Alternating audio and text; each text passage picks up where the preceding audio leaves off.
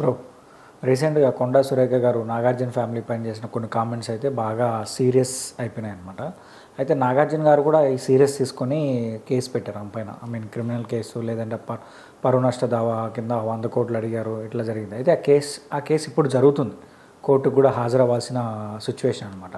అయితే నాగార్జున గారు ఏంటంటే రిలాక్స్గా ఒక సెలూన్ ఓపెనింగ్కి వెళ్ళారనమాట. అది కూడా బిగ్ బాస్ అఖిల్ వాళ్ళ అతను ఒక సెలూన్ ఓపెన్ చేస్తే దానికి ఓపెనింగ్ కోసం వెళ్ళారు.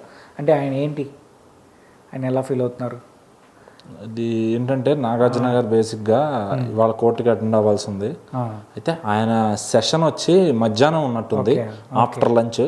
అంటే ఐ థింక్ 1 o'clock నుంచి 3 o'clock వరకు లంచ్ బ్రేక్ ఉంటుంది కోర్టులో. జడ్జెస్ కూడా ఎవరు అవైలబుల్ ఉండరు మ్యాక్సిమం. అది కోర్టులకి బాగా తిరిగే వాళ్ళకి ఐడియా ఉంటుంది.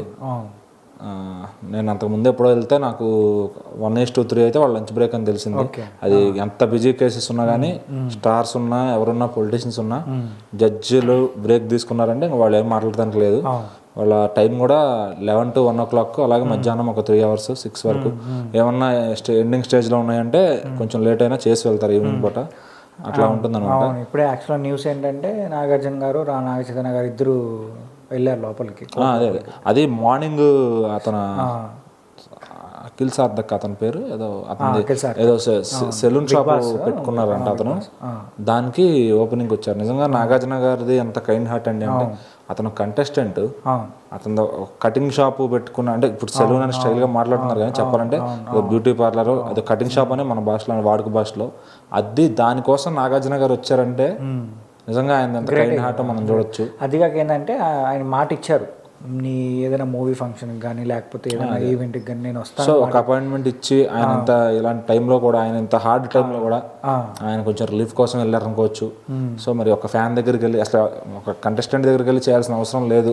అదే అతనికి ఆయనకి ఏంటంటే ప్రొఫెషనల్గా బిగ్ బాస్ సీజన్ అయిపోయింది, తర్వాత ఏదన్నా సినిమాలో చేస్తే వాళ్ళిద్దరూ చూడొచ్చేమో కానీ పర్సనల్గా తన కోసం ఆయన దిగి వచ్చారంటే నిజంగా కింగ్ అనుకోవచ్చు. ఎందుకంటే ఈ సిచ్యువేషన్ ఆయనకి హార్డ్ టైం. అవును, ఇప్పుడు చాలా ప్రాబ్లమ్స్, లైక్ ఆయన చుట్టూ కొన్ని కాంట్రవర్సీస్ నడుస్తున్నాయి. ఈ సిచ్యువేషన్లో కూడా ఆయన బయటకు వచ్చి ఒక ఫ్యాన్ కోసం లేదా ఒక కంటెస్టెంట్ కోసం నేనున్నా నీకు, నేను వచ్చి ఓపెన్ చేస్తా అని చెప్పి ఆయన వెళ్ళి, అది కూడా కోర్టు సెషన్ ఉండగా వెళ్ళి ఓపెన్ చేయడం గ్రేట్ థింగ్. అంటే బేసిక్ ఇప్పుడు ఈయన వచ్చిన కేసు ఏంటంటే పరువు నష్టం కేసు వేశారు అనమాట. అక్కనేని ఫ్యామిలీ మొత్తాన్ని లాగారు ఆయన, ఆవిడ తెలుసో తెలియకో.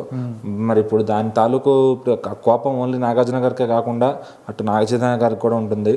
సో అందుకే వాళ్ళిద్దరూ సిటీలో ఉండటం వల్ల ఇద్దరు కూడా వెళ్ళారు అనమాట. ఉంటే అఖిల్ గారు కూడా వెళ్ళేవాళ్ళేమో, సిటీలో వేరే బహుశా. సో వాళ్ళిద్దరు వెళ్ళడం జరిగింది అనమాట. మరి నాంపల్లి కోర్టులో అసలు ఏంటి స్టే వస్తుందా, లేదంటే ఈ రోజే జడ్జిమెంట్ వచ్చేస్తుందా అనేది ఎలా ఉండబోతుంది అనుకుంటున్నారంటే, ఈ రోజే జడ్జిమెంట్ వస్తుందా లేకపోతే డెఫినెట్గా ఇది 100 కోట్లు విషయం కాబట్టి ఇన్స్టెంట్గా అయితే రాదండి. ఎందుకంటే ఇన్స్టెంట్గా ఆవిడ ఇవ్వలేరేమో బహుశా 100 కోట్లు అంటే. నాగార్జున గారు కూడా అంత డిమాండ్ చేయడం కరెక్ట్ కాదేమో అనుకుంటున్నాను. అయితే అది ఇన్స్టెంట్గా తేలే వ్యవహారం అయితే కాదు. ఎందుకంటే మీరేమంటున్నారు, అటు వాళ్ళు కూడా రివర్స్ కేసు వేస్తా ఉన్నారు. అది ఆల్రెడీ నిన్న లీగల్ సెల్ అదే వాళ్ళు కూడా రివర్స్ కేసు వేస్తా ఉన్నారు కాబట్టి సో ఇది అప్పుడే హియరింగ్కి అయితే రాదు. Next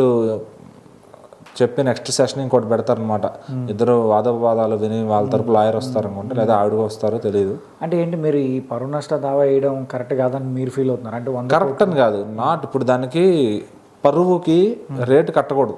okay, Akkineni family pride అన్నప్పుడు దానికి రేట్ కట్టకూడదు. ఆయన ఇంకా కొత్త మెథడ్లో వెళ్ళాల్సింది. ఎందుకంటే ఆయనకు డబ్బులు పెద్ద చేదేం కాదు, అంటే డబ్బులేమో ఆయనకు అవసరం కాదు, చేదు కాదు. ఆయన నీడేం లేదు డబ్బులతోనే, ఆయనకే చాలా ఉంది. సో బట్ ఇది ఏంటంటే ఒక పరువు నష్టం అని వాళ్ళ ఫ్యామిలీకి ఇంత రేటు కట్టేశారా 100 కోట్లే అని. అదే నాగేశ్వరరావు గారు పిల్లలకు నేర్పింది అని అనుకుంటాను నేను. అంటే ఏంటంటే ఇంకా ఎదుటి వాళ్ళని భయపెట్టాలి, లేదంటే ఎదుటి వాళ్ళని కంట్రోల్ చేయాలి అంటే ఏదోటి బలంగా అయితే వాళ్ళ మీద అంటే చెప్పాలి. డబ్బులతోనే చెప్పలేరండి, వాళ్ళ అహం మీద కొట్టాలి.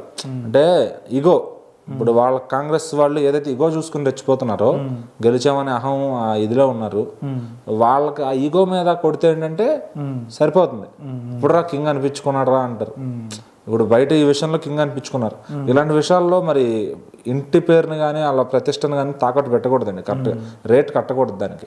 100 కోట్లు ఇచ్చేస్తే అక్కడేని పరువు నిలబడిపోద్దా, మాట వెనక్కి వచ్చేస్తా. రాదులేండి. మరి 100 కోట్లు అయితే ఉంది, 200 కోట్లు అయితే ఉందండి.